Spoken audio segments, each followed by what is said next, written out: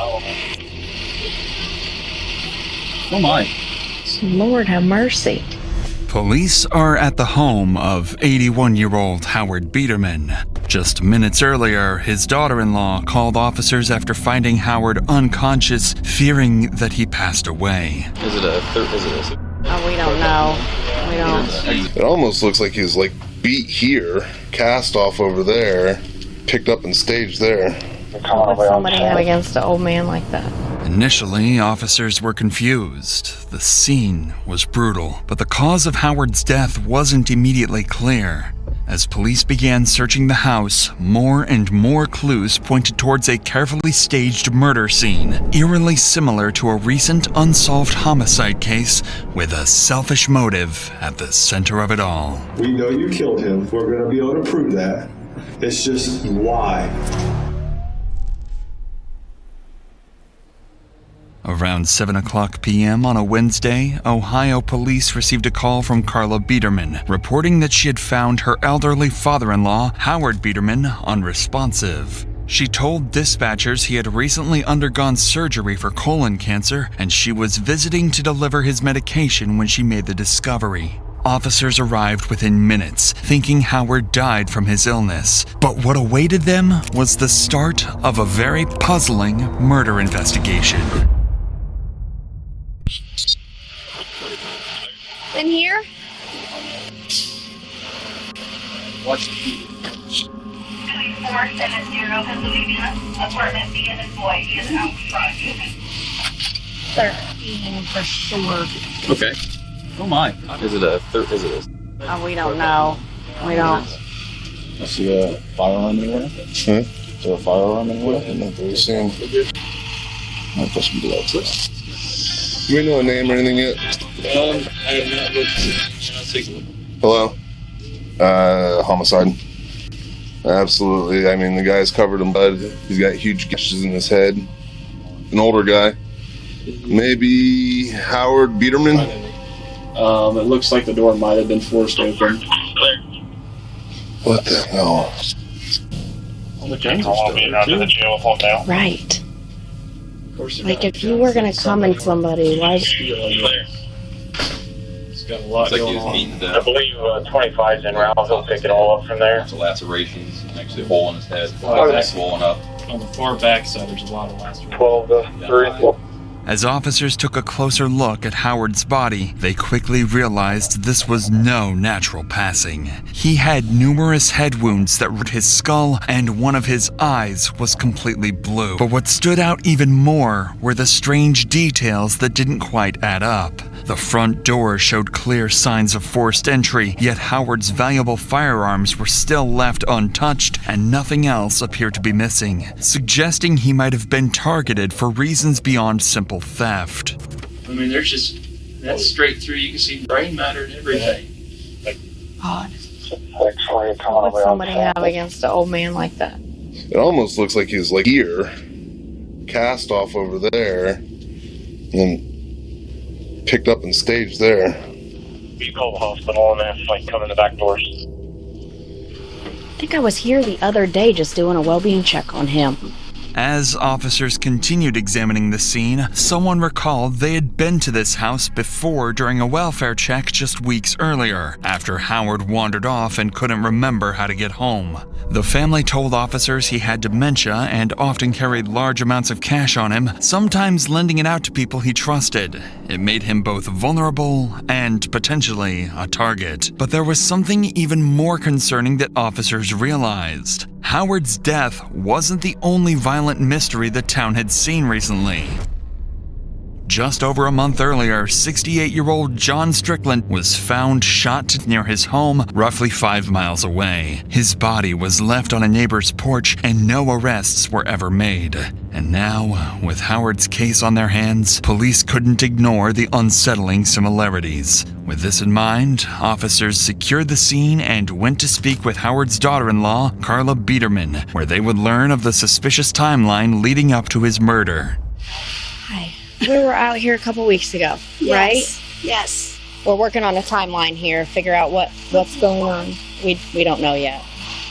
We didn't find anything, a gun or nothing where it was self-inflicted. We don't know anything else at this point. Do you know what time they would have left the Legion? Friday before. He usually goes up about when they open, around 11, and has a couple beers. Leaves like early afternoon? Yeah, and we were here. My husband had a doctor's appointment and blood work, and we were here between 11:30 and 12. He was here, though, when you guys stopped? No, he was not. Okay. And I couldn't find his medicine, and he's up there having a couple beers. Okay. According to Carla, at around 11:30 a.m., she went to Howard's house to deliver his medication. However, he wasn't home, and she assumed he was still at the bar, where he usually spent time. At 7 p.m., Carla returned, expecting Howard to have come back from the bar by then. Instead, she found him deceased. This placed the time of the murder sometime between her first and second visit that day. But then, Carla remembered something strange from 2 days earlier, something she hadn't thought twice about until now. Anybody any girls that hang around and try to get him to give money you or know anything what? like that? Now that you mention that, he called me, I need some help. I said, okay, I'm on my way. What do you need? He said, money. My money's all screwed up. I said, okay, I'll come get you. We'll go to the bank. Anyway, we're at the bank. He said, they printed him out a thing. He said, I need $600. I said, what? What day was that? Monday. It's Wednesday now. So just yesterday? This Monday. 2 days ago? Just yesterday? Yes. 2 days ago. Yes. Okay. He said, I need $600. And I said, why? Well, I don't know. When he said he needed this money, has he ever said anything like that before? No. Did he act like frantic about needing that money or anything? He just acted really, I need $600. Jackie, like Rhonda, parked across the street and mentioned Jackie Miller has been down a couple of times, which she's brushed and stuff. So she checks on him occasionally, and nobody else comes around and checks on him? Not much. He had somebody doing some plumbing for him. A couple months ago, we pulled in the backyard, and he was like, looked real funny at us. Howard's sudden need to withdraw $600 and his refusal to explain why just days before his death led investigators to reconsider robbery as a more likely motive. Carla also mentioned a woman named Jackie Miller, a neighbor who occasionally checked in on Howard, as well as a guy he'd hired to do some plumbing work. Initially, they both were simply people officers thought might have seen something useful. Maybe not. But not long after this, someone else came forward with troubling claims about one of them. They said that lady's been stealing from everybody in the neighborhood, I guess. Who? Jackie. She's been bringing Howard, too. They said she's been stealing from people. She's been bringing Howard, Her too. last name's Fuller. Yeah, I know. When was the last time she brought him food? Probably a month ago that I know of. But Rhonda parked across the street and said Jackie was Right here. Said Jackie was here today. Rhonda's right here. Oh, They're trying to get that woman yesterday. Did you tell one of the detectives that information? Rhonda just came up here to tell me that woman's last name. I think They were talking to Rhonda already? She's already talked to somebody? Earlier. She says it all. Did Jackie ever come down with anybody else? she's only been here like once when we've been here. So did you guys like have any beef with her? Had you run her off before? No. She, like I said, she had brought in food. She owes him money. I forgot, she was borrowing money off him.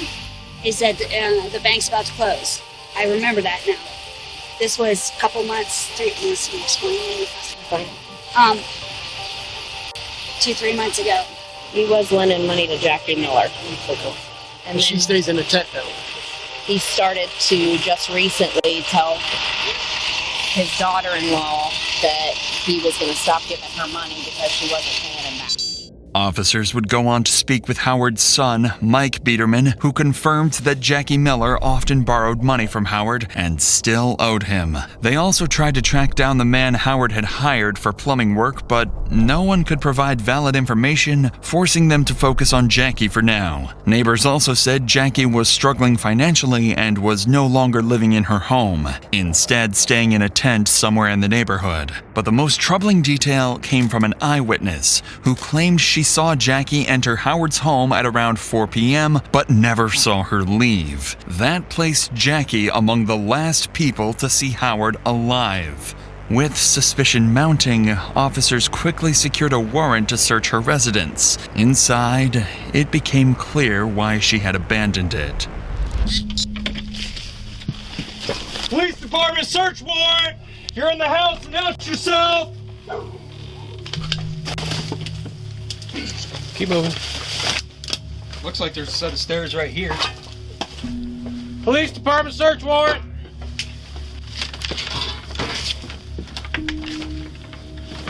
Goodness gracious. We got one more room check.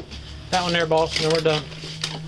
The house was in complete chaos and unfit for anyone to live in. With no sign of Jackie at the house, officers considered the possibility that Jackie might be staying in someone else's home in the neighborhood. So more units were deployed to help locate her. Unbeknownst to anyone at the time, Jackie was hiding at a house just outside the neighborhood. Have you seen her since Mom? She was here around 12:30. Well, she was here today at 12:30. I didn't see her. Okay. I saw her at 12:30. She does ask for money all the time. I don't know what she does with it. I promise you she ain't here. Well, like I said, No way, right? we got to cover our bases, dear. I swear on all I know, dear, I would not hide it from you. Oh, no, we're not saying you did, honey. We're not saying that at all. We're saying she broke in because she has no place to go. Well, I promise you, she shows up here, I'm bringing her to you. We're looking for Jackie Miller. She lives on Uncle Avenue. Okay, we know that. Okay. We're investigating a homicide. And she was the last person seen with the victim. So we need to find her. Oh my God. I seen Jackie a week and a half ago walking down West Center Street. Yeah, she's in bad shape. Did she shoot somebody? We don't know. Oh my God. At this point, it seemed Jackie Miller had vanished. Officers searched every house in the neighborhood, but there was no sign of her. A few hours later, police received a call from a man saying his friend inside his home was acting strangely and making disturbing comments that left him uneasy. When officers arrived at the address and searched the house, they discovered the friend was actually Jackie Miller, hiding inside one of the bedrooms. If you want, okay? You're going to be asked to answer some questions, okay? You understand that? Yes. If you start answering questions without a lawyer present, you can stop at any time. Do you understand that? Okay. Can I get my stuff? What do you get my stuff? What is your stuff? My money on the floor and that drink right there. Okay. Whatever it is. Okay, we'll get it for you. All right. So. And the lighter, the purple lighter. Where'd you get the money from? Pardon me? Where'd you get this money from? I borrowed it. From who? A friend of mine. Who? Actually, her name is Courtney. Did you borrow any from Howard? Hand me that. Did you borrow any money from Howard today? No, not today. We're gonna go outside, and right. we'll get the rest of it here. Just leave your hands behind your back. All right. What's up? Huh? I didn't want her to see me. Okay, sorry. Tell me. Talk to me. I said I didn't want her to see me. Yeah, Okay. I told her. No, it's fine. You know me. I don't like to lie. You guys, what'd she talk about today since you've been with her? She said she talked about something that she might kill somebody. The caller turned out to be a friend of Jackie, claiming she told him she might have killed someone earlier that day. Following Jackie's arrest, officers found a container of cocaine in her possession and transported her to the police station for questioning. Jackie had already denied that the money found in her possession belonged to Howard, insisting it came from someone else, a sign that, if she was guilty, getting a confession out of her wouldn't be easy. But detectives had a strategy, one designed to get Jackie to confess without even realizing she was doing it. Hello. Hi, Jack. Remember me from down there? I talked to you. Aldridge? Yeah. I talked to you in the back. The only reason I remember that is I got a paid twice. Everybody says that. What did they tell you when they arrested you? Nothing. No, that's why I kept on asking what I did. I mean, what the charges was, all that. Right now?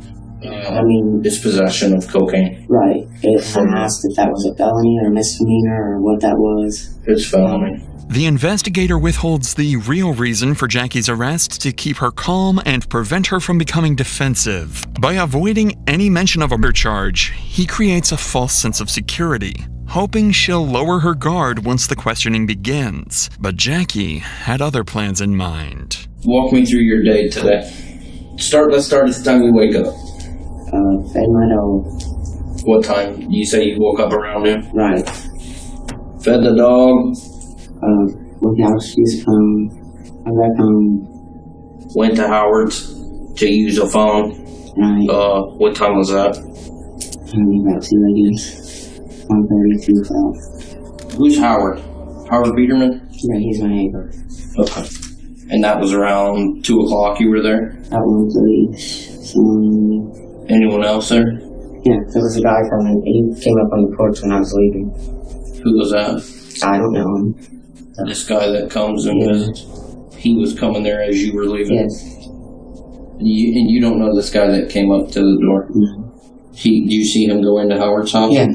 The detective finds Jackie's story unlikely. No neighbor reported seeing the man she described, and it's clear she's attempting to shift the blame preemptively, despite not yet being formally accused. Jackie never asks why she's being questioned about Howard, especially since she was brought in on unrelated charges. If she didn't know Howard was dead, it would be natural for her to ask what happened or why the police were questioning her. This is when the detective decided to confront Jackie about a clue she unknowingly brought with her from the crime scene. Do you mind hopping up on me? Standing up? No. Do you mind standing up? No. Ouch. Listen to me. This is your opportunity to tell me what happened in Howard's house. What do you mean? Let me see this. Come on. Can you show me? Turn it the other way. Yeah. What you got? What is this? What's this stuff from? I believe rust or paint. On your pants? This is from my bike when I wrecked. Hold on. What is? All this stuff is from my bike. To me, it appears my knees are scratched out. You got blood on your shoe. No, that's paint. That's polyurethane. That's, listen, Rust look at me. Something like that. Yes. That's blood on your shoe. While Jackie's blood-stained clothing wasn't definitive without a DNA match, it was enough for the detective to press her further and get a confession. But for the next 2 hours, Jackie didn't budge and kept denying everything.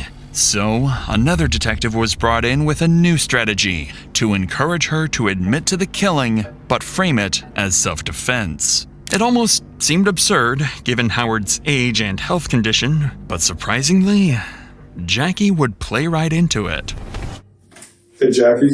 Yes. I'm Lieutenant Atkins. I work for the investigators unit. All right. And Detective Baldridge is lost. You mind talking to me just for a minute? I may be able to answer some of the questions that you have. I guess. I don't know. Well, the only reason I'm asking that is I know you came in here and he talked to you about the aggravator possibly being a charge, right? Okay, you know that's not a given, and he doesn't have to charge you with that. What do you mean? If there's circumstances which led to what happened inside that house, that makes a difference between involuntary manslaughter, reckless homicide, and they go down and down and down and down, not go up in seriousness, they go down in seriousness. But what I can tell you is the only picture that we're going to be able to paint for a jury is that he was brutally murdered for no reason at all. We know him. We're going to be able to prove that. It's just why.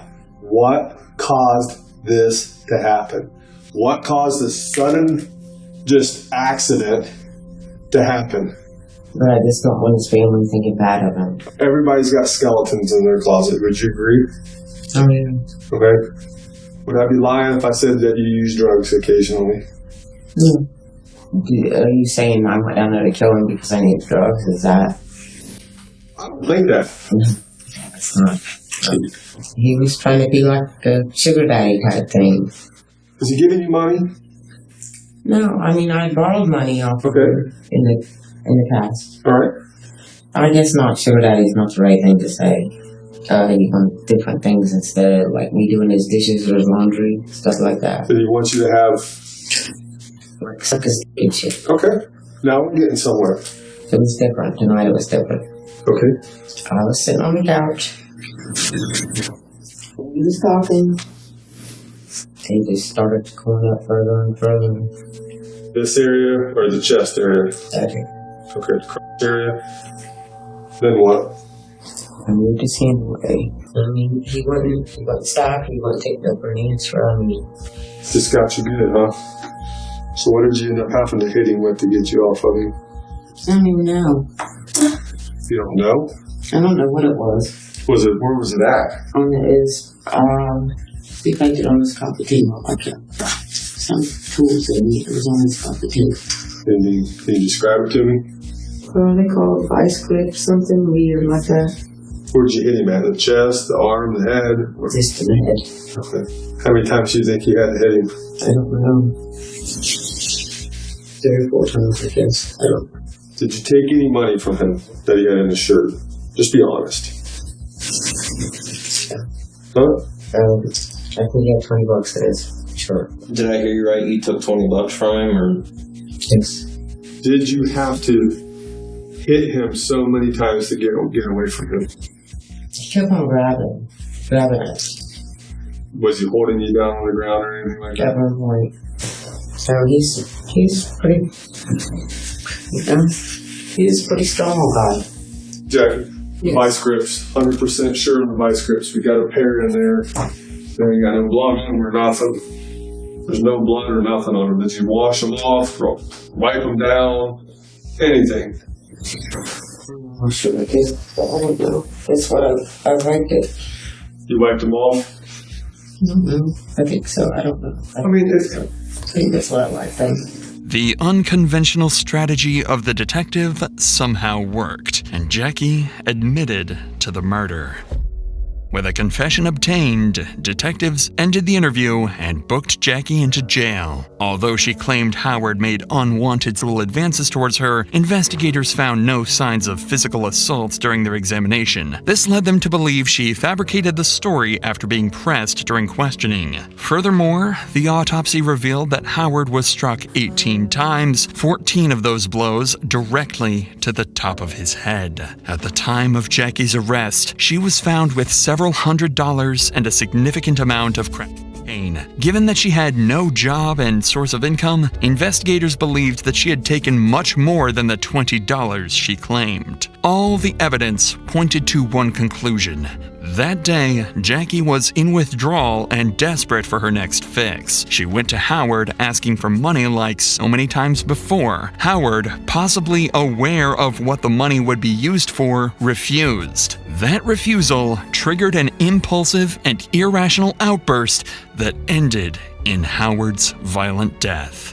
The murder weapon was a pair of vice grips and was later recovered inside Howard's home, neatly cleaned by Jackie. Forensic testing later confirmed that the bloodstains on Jackie's clothing matched Howard's DNA. Investigators also found no evidence linking her to the unsolved murder of John Strickland. His case was later resolved when authorities determined his wife was responsible for his death. In December 2017, 52-year-old Jacqueline Miller was convicted of murder and cocaine possession. Under Ohio law, she received an indefinite prison sentence of 15 years to life, making her eligible for parole after serving a minimum of 15 years.